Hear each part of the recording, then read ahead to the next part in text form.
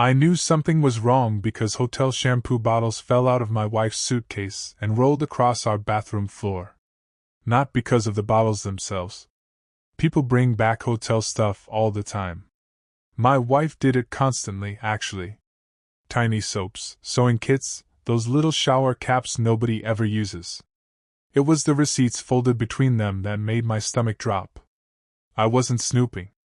I need to say that because even now, almost 3 years later, I still hear that accusation in my head. I was looking for ibuprofen because she always kept medicine in her travel bag. The receipt was from a hotel downtown. Not Chicago. Not where her business trip had supposedly been. Downtown. 15 minutes from our house. 2 guests. 3 nights. I just sat on the edge of our bed staring at that little piece of paper while hearing my kids downstairs arguing over cereal. My daughter yelling at my son for taking her blue bowl. Normal sounds. Normal life. And I remember thinking, there has to be some explanation. Because 2 hours earlier I'd kissed my wife goodbye before she left for work and everything had still felt normal. Before all this happened, I thought I had one of those boring marriages people secretly hope for. Not boring in a bad way. Predictable. Safe. I had been with Sarah for 13 years. Married for 10. We had 2 kids, a mortgage, arguments about dishes, lazy Sunday mornings, school pickups, all the small things that become your entire life without you realizing it. I was happy. Maybe not movie happy. Real happy. I was 42 then, working as an operations manager for a logistics company. Sarah worked in medical sales, which meant conferences, clients, occasional travel. I trusted her completely. That's the part that makes me feel stupid now. Looking back, I can see things I ignored. She'd become more protective of her phone over the previous year. She started going to the gym more. Bought new clothes. Started wearing perfume even on ordinary weekdays.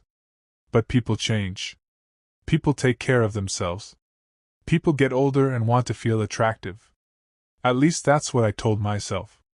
Because when you love someone, your brain becomes very talented at protecting you from things you don't want to see. I actually remember one specific night that keeps replaying in my head. About 8 months before I found those receipts. We were sitting on the couch after putting the kids to bed. I was half watching TV and Sarah was texting someone. She smiled. Not laughed. Not grinned. Smiled. Small difference, but I noticed it. I asked, "Who are you talking to?" And she looked up too quickly. "Oh, Megan from work." Then she locked her phone. Immediately. It was weird. Just weird enough that I noticed, but not weird enough to start a fight over. She saw me looking at her and laughed. "What?" I remember shrugging. "Nothing." "No, seriously." "Nothing, I just thought you looked guilty for a second." She stared at me. Actually stared. Then she kissed my cheek and said, "You watch too many crime shows." I laughed too. That was the end of it. But now I think about that moment constantly. Because I wonder if she thought I'd figured it out. Or if she was relieved that I hadn't. The business trips became more frequent after that. At least that's how it felt. Chicago. Boston. Atlanta. Always 2 or 3 days. Always exhausted when she came back. I'd handle everything at home while she was gone. Kids, cooking, school runs. I never complained because marriage is supposed to work like that. You carry each other. I remember my son asking once, "Why does Mom travel more now?" And I said, "Because she's important." I was proud of her. God, that part hurts. I was proud. I bragged about her to people. Told my friends how hard she worked. Defended her when my sister said, "Seems like she's gone a lot." I got irritated. I actually got irritated. I said, "Not every marriage is dysfunctional, Lisa." I can still see my sister's face. Not angry. Just quiet. Like she wanted to say something but decided not to. Months later she admitted she'd thought Sarah was acting strange too. Not cheating strange. Just distant. Distracted. Like someone physically present but emotionally somewhere else. After finding the receipt, I spent 2 straight days pretending I hadn't seen it. I wish I could explain why. I think part of me believed that if I didn't touch it, didn't ask questions, reality could still stay where it was. I put the receipt back exactly where I'd found it. Folded. Tucked beside the shampoo bottles. Then I acted normal. I made dinner. Helped my daughter with homework. Watched TV with Sarah. I even laughed at something she said. But inside I felt like I was slowly being poisoned. I started noticing everything. Every text notification. Every time she smiled at her phone. Every moment she turned the screen away. Then on the second night I woke up around 2 in the morning. Sarah wasn't beside me. I found her downstairs in the kitchen. Sitting in darkness. Phone in her hand. She jumped when she saw me. Actually jumped. I said, "You okay?" She smiled too fast. "Couldn't sleep." I nodded. But something inside me had already started breaking. I became someone I didn't recognize. I hate admitting that. I checked phone records online.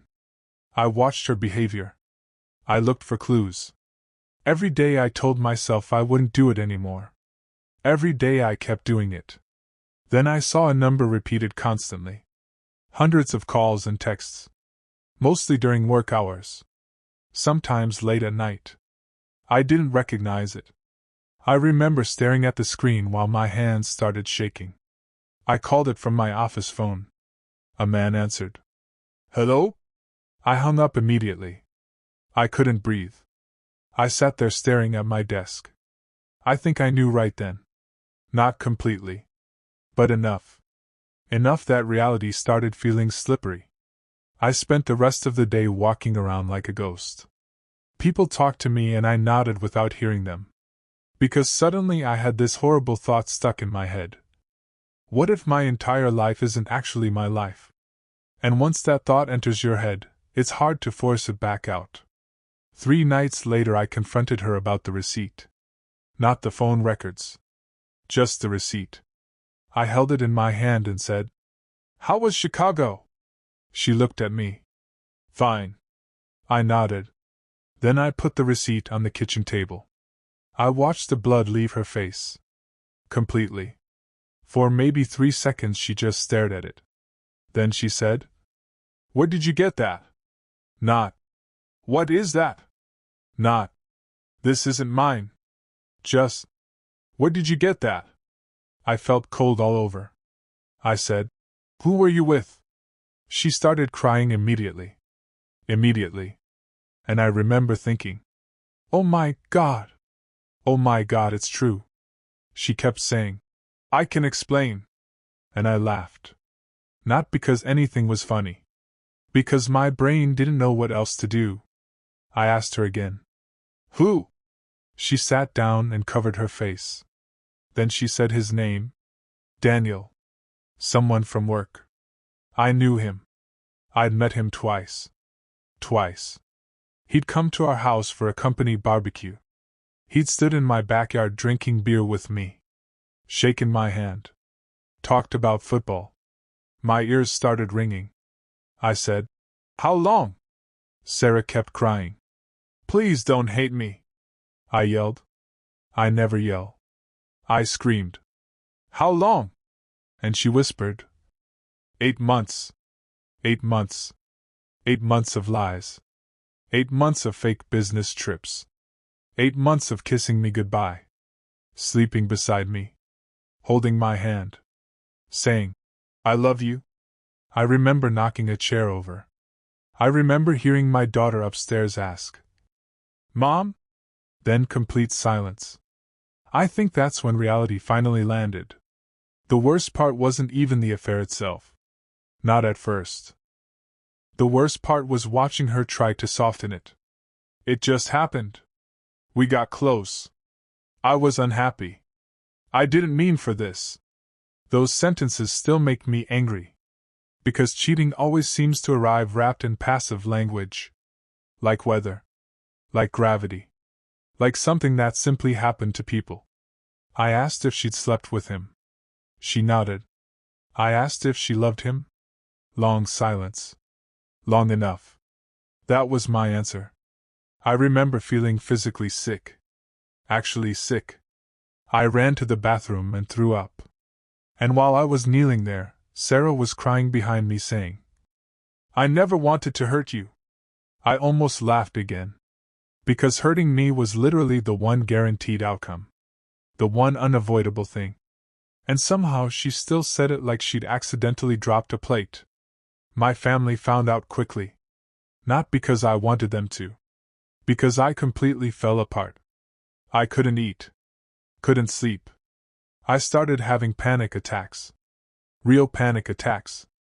The first one happened in a grocery store. I saw a couple laughing near the produce section and suddenly I couldn't breathe. I thought I was having a heart attack. My sister picked me up.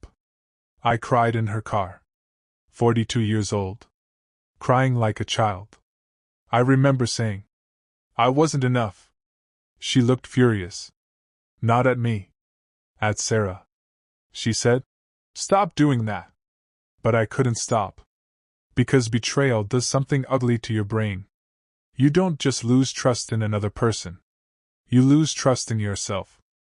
I kept replaying every memory trying to identify where I'd failed. What I'd missed. What I could have fixed. Like maybe there was some hidden answer buried somewhere. Then another truth came out. Because apparently devastation can still have sequels. 3 days after our first confrontation, Sarah sat across from me looking terrified. I already felt numb by then. I thought nothing else could hurt. "I was wrong," she said. "Daniel wanted me to leave." I stared at her. "He wanted us together." I said nothing. Then she added, "I ended it before you found out." I just looked at her. I actually remember noticing tiny stupid details. The clock ticking. The refrigerator humming. Her hands shaking. Then I asked, "You ended it because you loved me?" Silence. Absolute silence. And I knew. I knew before she spoke. "I ended it because I got scared." Scared. Not guilty. Not sorry. Scared. That sentence cut deeper than everything else somehow. 4 months we tried therapy. Marriage counseling. Individual counseling. Long talks. Crying. Promises. I wanted my family back. I wanted my old life back. I wanted to wake up and discover this had all been some bizarre mistake. Sarah tried. I think she genuinely tried. She answered questions. Shared passwords.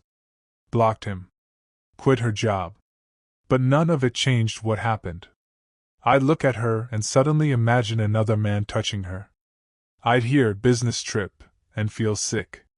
She'd say, "I love you," and I'd wonder if she'd said it to him too. Trust isn't glass. Glass breaks clean. Trust rots. It spreads into everything. Small things become infected. Late arrivals. Text messages. Silences. I hated what I'd become. Suspicious. Paranoid. Angry. I hated looking at my wife and seeing a stranger wearing her face. The kids noticed even though we tried hiding it. Kids always know. My son asked one night, "Why don't you and Mom laugh anymore?" That almost killed me. Because I didn't even realize we'd stopped. My daughter became quieter. Sarah cried constantly. I slept in the guest room. Months passed like that. Just surviving. Existing in the same house like injured people sharing a waiting room. Friends started asking questions. People noticed. You can't hide grief forever. I lied constantly. Work stress. Everything's fine. Meanwhile, I was barely functioning. I lost weight. Started forgetting things. I'd drive somewhere and realize I didn't remember the trip. Sometimes I'd sit in my car after work for an hour because going inside felt impossible. Because home didn't feel like home anymore. It felt like the place where I discovered I didn't understand my own life.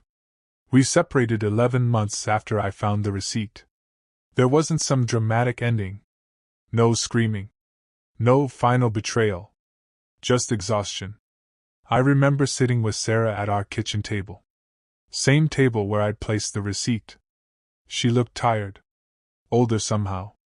She said, "I don't think you can forgive me." I looked at her. Really looked at her. And I realized she was right. Not because I didn't want to. Because I couldn't. I still loved her. That's the sick part. I loved her and resented her at the same time. I missed her while she sat 5 feet away from me. I said, "I don't know how." She cried. I cried. Then eventually we started discussing practical things. Custody. Schedules. Money. I remember thinking how strange it was that entire lives collapsed into paperwork eventually. I'm 45 now. Divorced. The kids split time between us. Sarah is still single as far as I know. I don't ask. I don't want details. People assume the pain fades neatly over time. Like recovery has stages and eventually you graduate. For me it didn't happen like that. Life continued. I continued. But some part of me still lives in that bedroom holding that hotel receipt. Still hearing cereal bowls clatter downstairs. Still thinking. There has to be some explanation. I've dated since then. Nothing serious. I struggle with trust now. I question things I never questioned before. Sometimes I hate that. Sometimes I hate what this turned me into. I think the strangest thing is that I don't miss the marriage anymore. I miss who I was inside it. I miss believing that the person beside me was exactly who I thought they were. Because once that certainty disappears, I don't know if you ever fully get it back.